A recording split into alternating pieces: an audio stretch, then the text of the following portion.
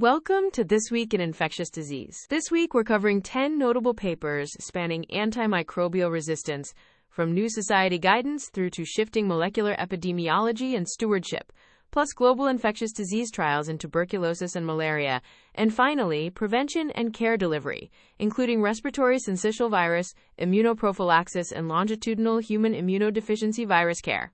Let's dive in.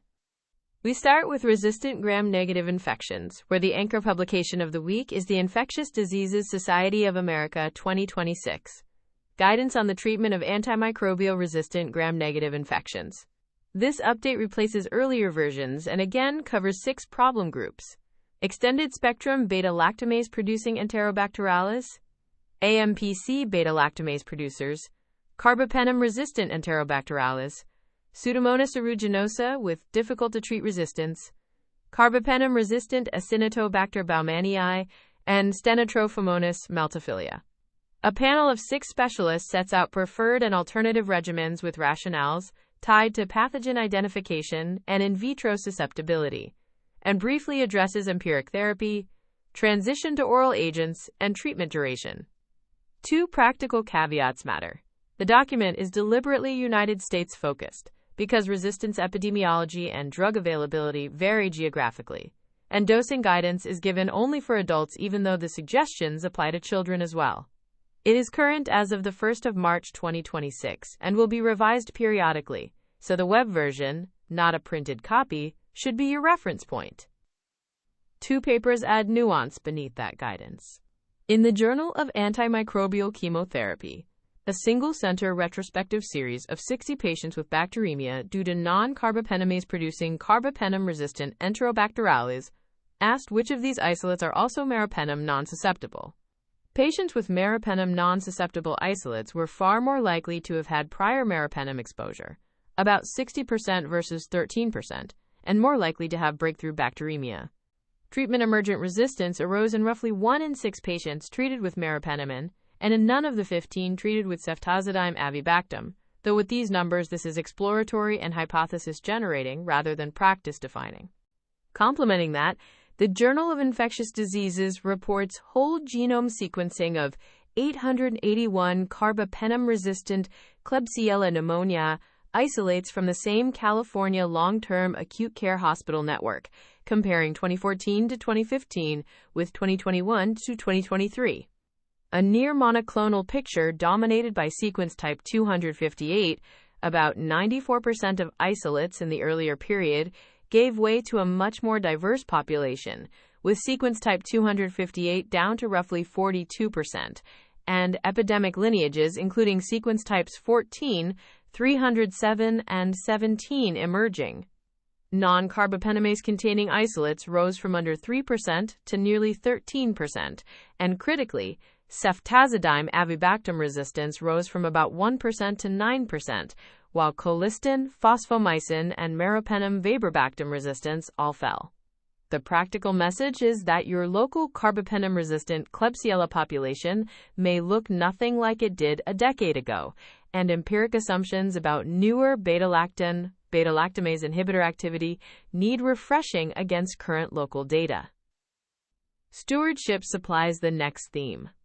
In the International Journal of Antimicrobial Agents, a single-institution Japanese cohort of 1,619 patients receiving piperacillin tazobactam found that just under 6% developed a new piperacillin tazobactam-resistant gram-negative ROD within 180 days, rising to 12% among those treated for 14 days or longer. After accounting for death as a competing risk, exposure of 14 days or more independently increased the hazard of resistance emergence by roughly 3/4. Most emergent isolates were Pseudomonas aeruginosa, or AMPC-producing Enterobacterales, precisely the organisms where prolonged broad-spectrum beta-lactam pressure is most consequential, which is a concrete argument for hard-stopping unnecessarily long courses. From the same journal, a Chinese single-center study of 423 intensive care unit patients with Acinetobacter baumannii infection developed and temporally validated models to predict carbapenem resistance before susceptibility results return. A logistic regression nomogram achieved an area under the curve of about 0.83 and a gradient boosting model about 0.88 in the temporal test cohort, with prior carbapenem exposure, Glasgow Coma Scale, duration of mechanical ventilation, and acute physiology and chronic health evaluation 2 score, doing most of the predictive work. The authors are appropriately cautious.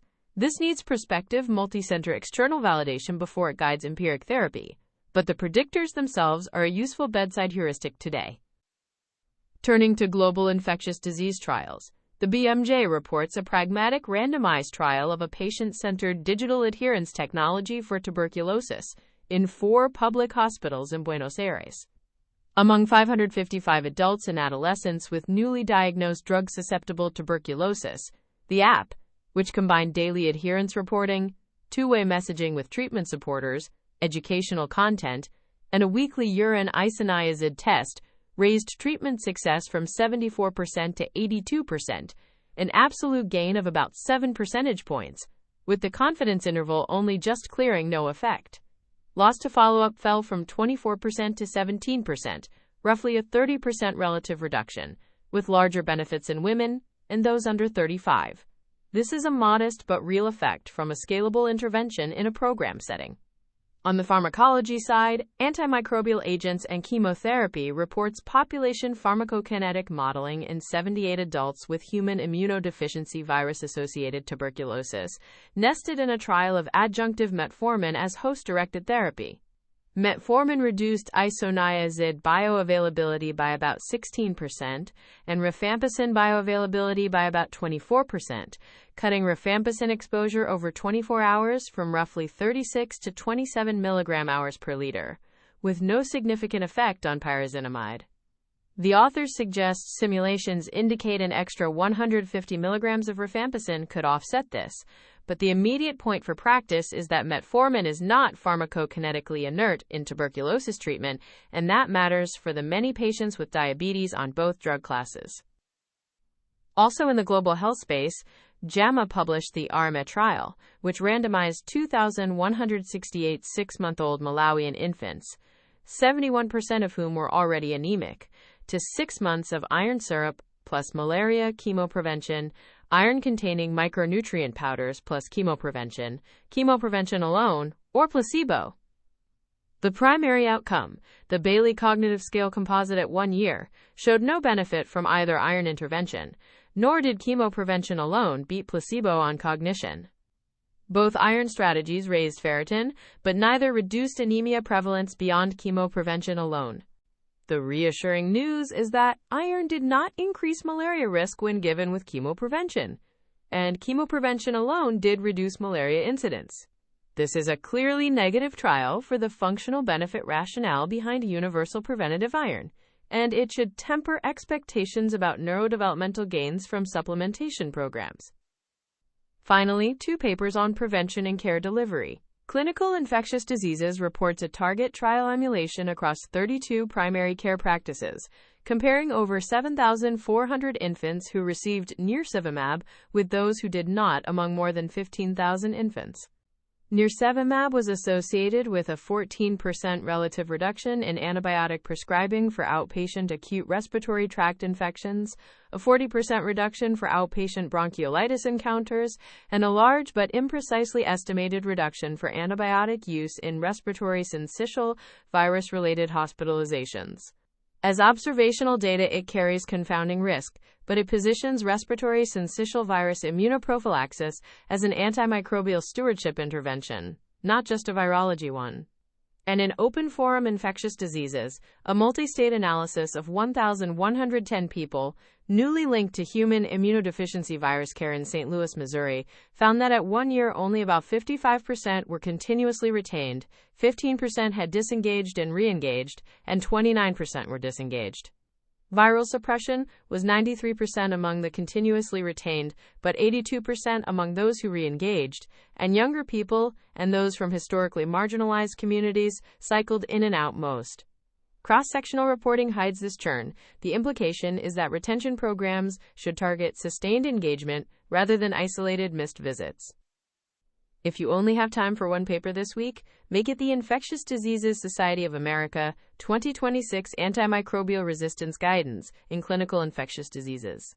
It is the document you will actually reach for at the bedside, and this week's Molecular Epidemiology and Stewardship papers show exactly why an annually refreshed version matters.